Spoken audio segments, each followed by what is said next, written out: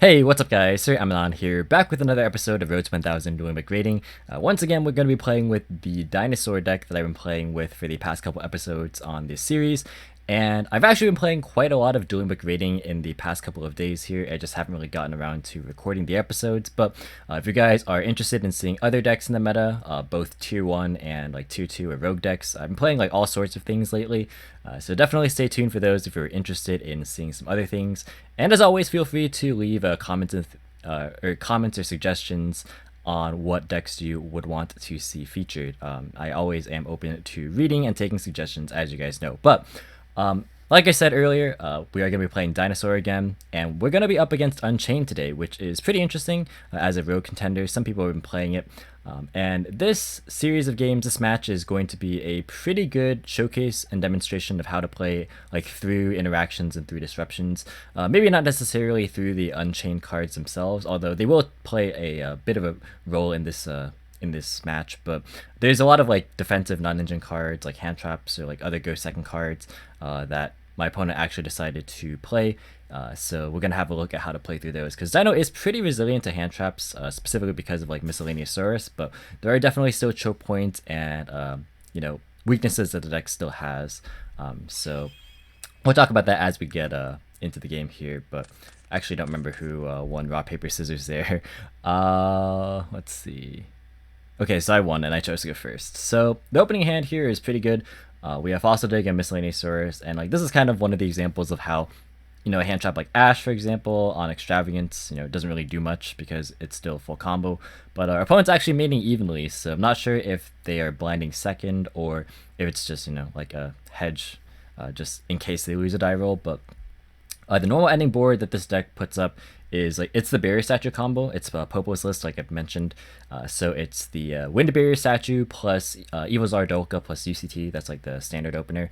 But that loses to evenly matched. So it's pretty interesting because we are going to resolve our full combo, but we're going to have to try and contend against that. So that's one of the things that I want to showcase more than anything. So we draw Effect Failure and Miscellaneousaurus. So that's pretty good because it gives us a follow-up play for next turn, having double Miscellaneousaurus. An additional hand trap is always welcome. So we're going to, of course, grab our Oviraptor off the Fossil Dig and then normal it to grab ourselves a copy of Baby. And then we're going to use Miscellaneousaurus to protect our dinos for the turn. And summon our Archosaur, which will pop the Baby to grab ourselves Pill. And then Baby will grab ourselves another copy of Baby. That way we can use Oviraptor's second effect to pop the Baby. And then trigger it by reviving the other Baby and grabbing ourselves a copy of Giant Rex. So as you can see, like this is what I mean by like the deck's pretty resilient, because like this is all protected under Miscellaneousaurus, and even though we are in the Nibiru range, like it doesn't actually do anything. So yeah, we're gonna go ahead and go into Linkuriboh, and even if we get Nibiru here, for example, like we would still like have 3 dinos that are unaffected, and the whole point is just to get like a non-dino type in graveyard for the evolution pill. So like the Nibiru token would count as the other material for the Link 2 here that we're going to make, which is Reaper-Docus. So like if the Nibiru do at the point where you have Linkuriboh on board, like you're trading Linkuriboh for the Nibiru token and you make Reaper-Docus anyway. So yeah, Nibiru just doesn't really do anything, and Reaper-Docus happens to be a dino as well. But yeah, we're going to link into that and then go into double evolution pill, banishing the Rex and the Linkuriboh for UCT. Rex will bring itself back, and once again, we are still very, very much immune to Nibiru. And then we're gonna go and overlay it into Dolka, so now we can't get Nibiru. So like this is kind of like one of the things, like this is how this deck can play through certain interruptions, like Valor, Ash. Well, Ash depends on how your opponent decides to hold it, but like Valor, Imperm, Nibiru, like those are pretty ineffective against this particular build, which is pretty nice. Reaper-Docus is gonna call Winged Beast on the Baby that was underneath it, and then we're gonna go into this Morg Link. So like that's like the only time where like Nibiru would matter, but by that time we already have Dolka anyways. So just off Oviraptor and Miscellaneousaurus, you get this full combo.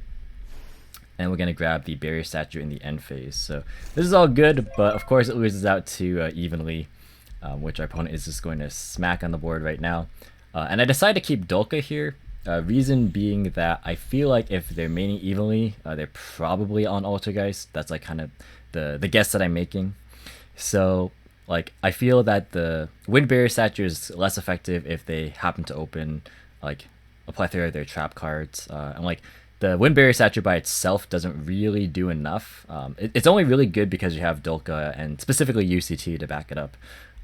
So I just felt like it wasn't really worthwhile. I thought like Dolka by itself would just represent a lot more like interaction in a lot of cases.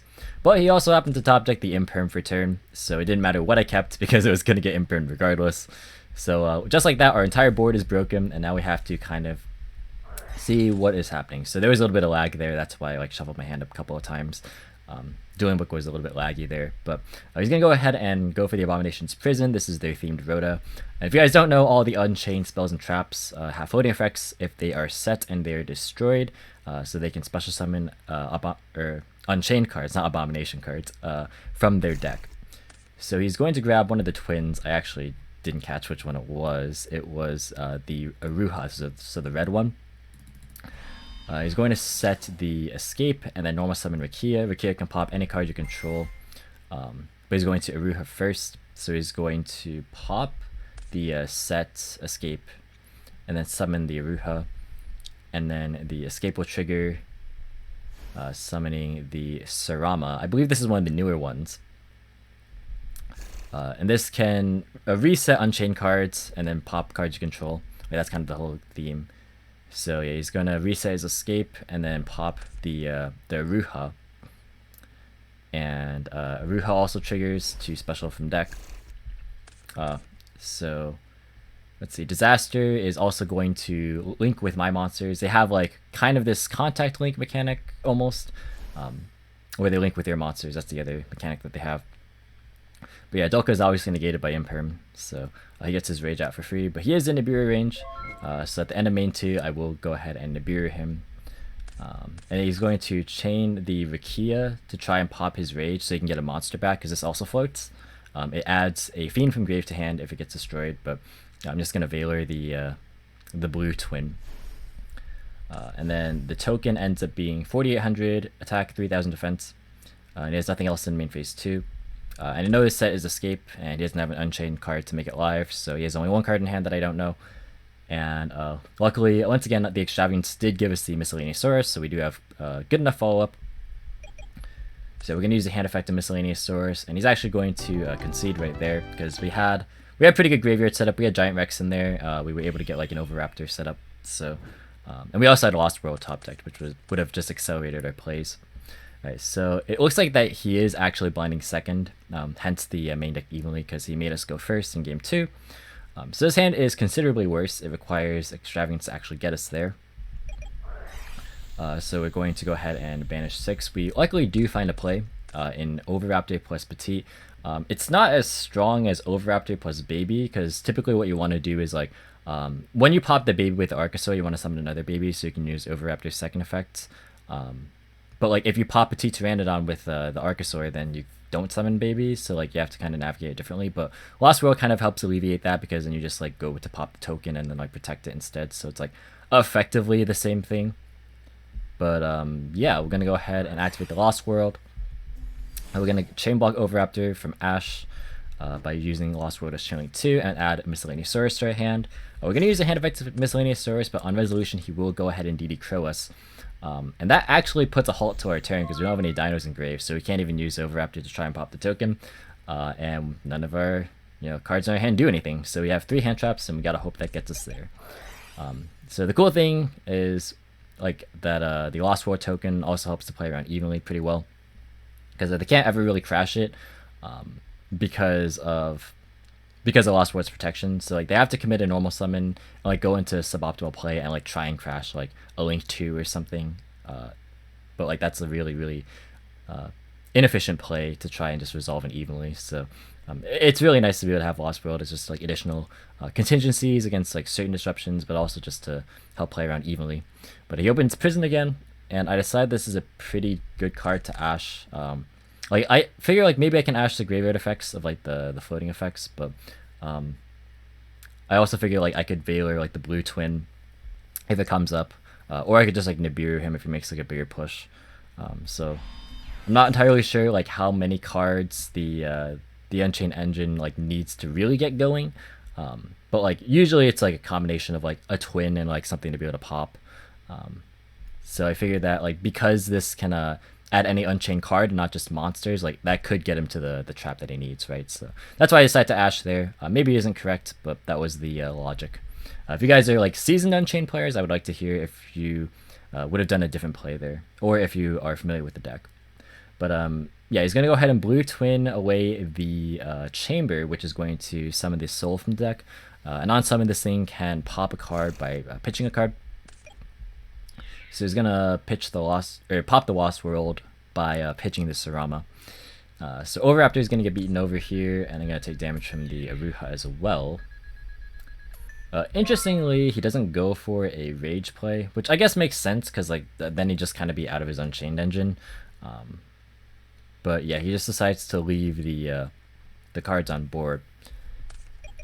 So yeah, we pick up the brick, the barrier statue, which is pretty unfortunate. I move it in because I'm like, all right, if he's made it evenly, maybe he'll make me go first. That's like kind of why I decided to just keep this in, even though I wasn't entirely sure if he would make me go first or second. But I figured the gamble would have been worth it if I was able to like fully resolve the combo. But yeah, I just go ahead and normal summon it. I keep the Petite in my hand just in case I draw something like a Miscellaneous Saurus or a Lost World later on. Figure just get rid of the token. And just pass there.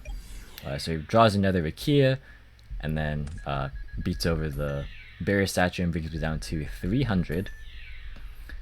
So yeah, we need to find something pretty important off the top, otherwise we're just going to lose right away. He also goes into a Rage, which can link summon during your opponent's turn. So it only link summons in the main phase and only targets special summon monsters, but it's still a pretty good interaction. Luckily, we do pick up a Terraforming for a Lost World, so this actually gets us to a pretty good play here. So we can just normal summon Petite, give him the token. He can't link summon with the Petite because it's not a special summon monster. So we just go ahead and go into battle phase. We attack over the token, and here I make maybe like not necessarily a mistake, but a slightly less efficient play. So what I learned from Popo telling me this in Discord, which I actually do have a Discord, so if you guys want to join, by the way.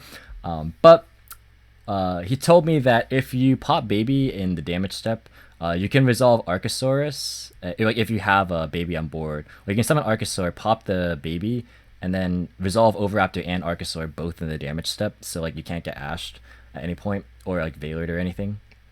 Well, obviously not Veilered because it's in battle phase, but you can't get like Impermed or ashed or like any disruption that like doesn't specifically negate activations, right?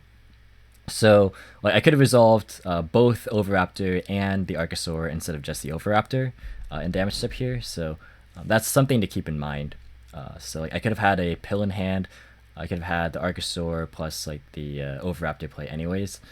Like it would have made the difference in terms of like the number of monsters I'd be able to destroy, but it would have like been, I guess, more insurance in case the card in his hand was like an actual interaction. But yeah, that's just kind of like a small thing to note if you guys want to like I guess be more efficient with the play than I was here.